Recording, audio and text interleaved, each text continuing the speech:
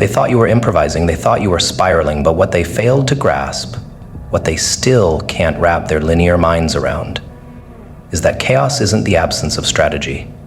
Sometimes it's the perfect camouflage for it. You didn't move randomly, you moved rhythmically. Your explosions had tempo, your misfires had geometry. Every seeming failure was a decoy. Every act of disappearance was stagecraft. They saw mayhem, but you were writing music in their blind spots. Because the most terrifying mastermind doesn't come wearing medals or giving speeches, he comes laughing in a storm he built, one thunderclap at a time. While they were building ladders and worshiping blueprints, you were busy turning wind into weaponry. You never followed the manual. You shredded it and rewrote it in fire. And while they tried to decode your moves using logic and rules, you danced right past them using entropy as your paintbrush. Strategic chaos, they call it now. Back then, they called it insanity. They tried to diagnose what they couldn't map. You weren't trying to be understood. You were trying to be unguardable. And it worked. Because while they were preparing to fight predictability, you made unpredictability your currency. That's how you broke through, not by overpowering, but by disorienting. They aimed at patterns, you gave them illusions. Every act they thought was emotional was surgical. Every breakdown was a smokescreen. While they thought you were unraveling, you were shedding. Layers, limits, labels, you weaponized volatility, made madness magnetic. You had people confused while you were collecting keys. They underestimated you because you didn't perform stability. But that's the trick, isn't it? Stability is for those who want to be held. You wanted to win. And winning doesn't always wear a suit or speak in calm tones. Sometimes it kicks in the door barefoot, with scars on its tongue, dragging a plan that looks like chaos but strikes like prophecy. And here's the uncomfortable truth. They couldn't follow you because they were trying to control the journey. You let it consume you. You didn't navigate chaos, you became fluent in it. That's why you moved so freely. That's why your energy terrified leaders and comforted misfits. You weren't trying to avoid fire, you built your home in it. And every room you walked into began to feel like something unexplainable had just arrived. It's because you didn't carry answers, you carried questions that exposed theirs. That's why they panicked. Not because you were loud, but because your silence rearranged the temperature in the room. They wanted your mind to be a maze they could map, but you gave them smoke. You made detours look like destinations. You moved like an echo of something too fast to trap, but too precise to ignore. That's the paradox of you. You looked reckless, but you were exact. You looked lost, but you were circling a kill zone. And every time they thought they caught up, you vanished. Not because you were running, but because they were walking through a map that expired the moment you drew it. You weren't steps ahead. You were dimensions ahead. And the scariest part? You made it look unintentional. Psychology tells us the brain hates uncertainty. It craves patterns. You broke their brains. You made your presence a glitch in their nervous systems. They couldn't anticipate you, and what you can't anticipate, you begin to fear. That's the root of your power. You forced them into mental chaos by refusing to offer emotional predictability. While they searched for motive, you gave them momentum. You understood what they didn't. Control isn't always visible. Sometimes it's the art of misdirection. Sometimes it's the ability to seem like you've lost the thread when really, you're wrapping it around their throats. You didn't need dominance, you needed disruption. So you moved like a paradox, sharp but smiling, quiet but unforgettable. You said less and built more. You weren't trying to be understood, you were trying to be remembered. And that's exactly what happened.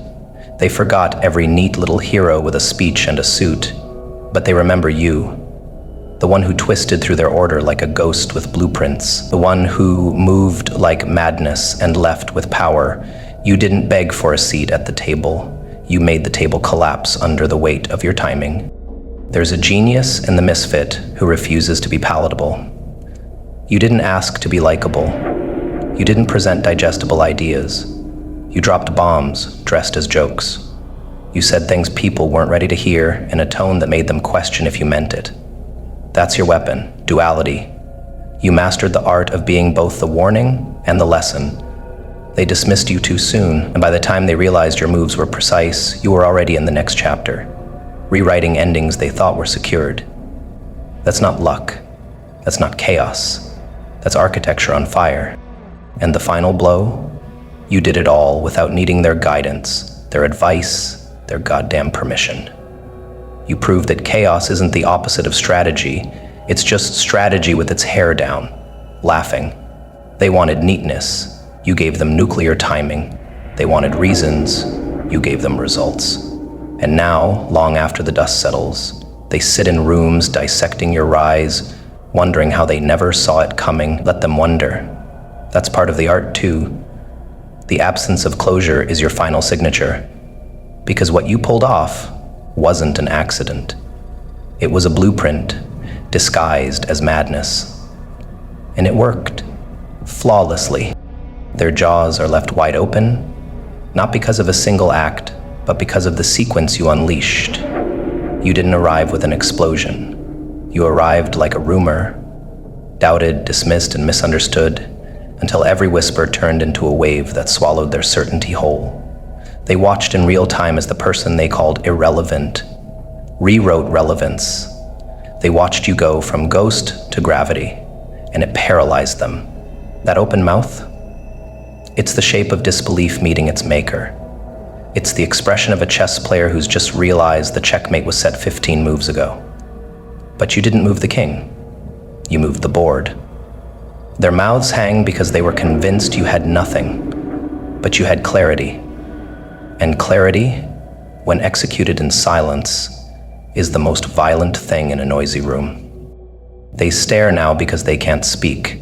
Their stories had no chapter that explained you, no script for someone who vanishes during gossip but appears at the finish line. They were so consumed with mocking your silence that they never noticed the storm you were scripting in solitude. And when it landed, when your execution broke their echo chamber, it ruptured their worldview. See, they built their ego on your failure, their identity depended on your stagnation, and now that you've risen in a way that feels unfair, their faces are frozen. Because what do you say when your warning signs all smiled before the invasion? What do you say when the one you called lost becomes the compass? Mouths agape, but the throat too tight for apology. That's their karma, not your revenge. You didn't burn their house down, you lit your own, and its glow exposed the termites in theirs. You didn't mock them. You moved in such undeniable conviction that their ridicule collapsed in hindsight. That's the thing about jaws left open. It means the brain is too slow to catch up. They can't make sense of how you became everything they said you wouldn't. That's why they replay the timeline. Look for cracks. Try to spot where they missed it. But they didn't miss it. They ignored it. Because arrogance is blindfolding when it thinks it's a crown. You never asked them to believe in you. You just built enough momentum that belief became irrelevant. And now they sit, wide-eyed, lips parted, hearts confused. Because everything about your existence challenges their understanding of reality. You made your trauma your thesis. You made your pain your propulsion. You showed them that a shattered mirror can still reflect truth, if the one holding it is ruthless enough to bleed through it. And now, their faces are frozen mid-thought, because they've seen many people chase power, but never someone become it. You didn't chase the throne. You became the pressure that made the throne feel heavy. There's something beautiful about the sound of stunned silence, the space between inhale and confession. That's where you live now, in that stunned gap.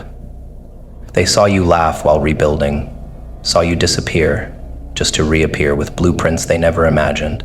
And now, their mouths stay open because the explanation escapes them. Because somewhere deep inside, they know. You calculated this, and worse, you'd even look tired doing it. That's what shatters them. You didn't crawl into success, you danced into it. Calm, cold, composed. And now the only sound they make is the sound of silence giving up. They whisper your name now, but the whisper isn't admiration, it's analysis. They're still trying to figure out how you became an earthquake without a warning tremor, how you walked past every gatekeeper without knocking. Their mouths are open because their minds are busy recalculating a version of the world where you are the epicenter. You broke their logic. You were supposed to beg. You didn't. You were supposed to break. You didn't. You were supposed to collapse under pressure. But you designed pressure. And now they sit in shock while you continue without flinching. That's what creates the gape, the realization that you are no longer measurable by their scale. There's no manual for explaining someone like you. You don't belong in their categories. Too calm to be chaotic, too precise to be lucky, too consistent to be called a fluke. So now they use words like different, intense, strange, but none of those are insults. They're just symptoms of misunderstanding power. They speak like victims of an event they can't name, trying to make sense of the aftershock. And every time they try to describe how you won, their mouths stall. That's what power does. It leaves people struggling for vocabulary. And you never needed theirs to define yourself. When they saw you rising, they assumed you had help. That's how the average comforts itself, by assuming the extraordinary is rigged. But their jaws dropped when they realized you helped yourself.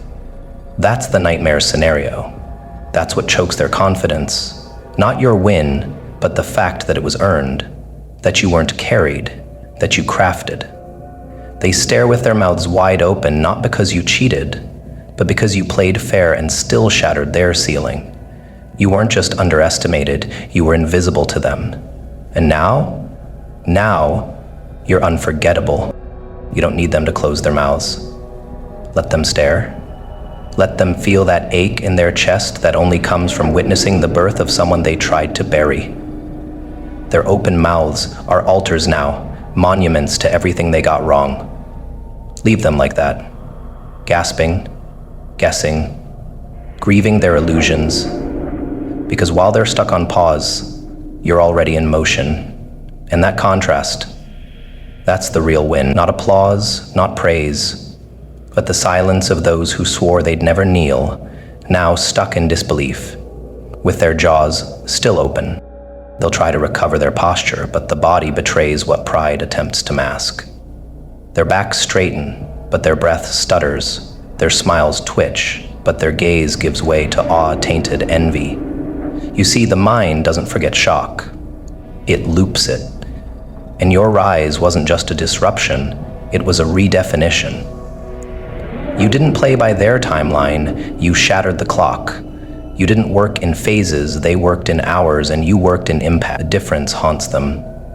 Their jaws remain slack, not because you shocked them once, but because you keep delivering proof. Every move you make reinforces the previous blow. They can't catch up because you never slowed down. And now, the silence they hold between their teeth becomes heavier than any insult they ever muttered behind your back. They thought their laughter could write your ending, but now their mouths are too wide to speak and too late to matter. You were once their favorite, cautionary tale, the example they'd point to when warning others what not to become. You gave them comfort by failing, by struggling, by staying beneath their fabricated hierarchy. But now you've rewritten the myth. Now you're the symbol they can't make sense of. Their story unraveled the moment you stopped obeying its rhythm. That open jaw, it's the final frame in their internal movie. The freeze shot, where the villain wins,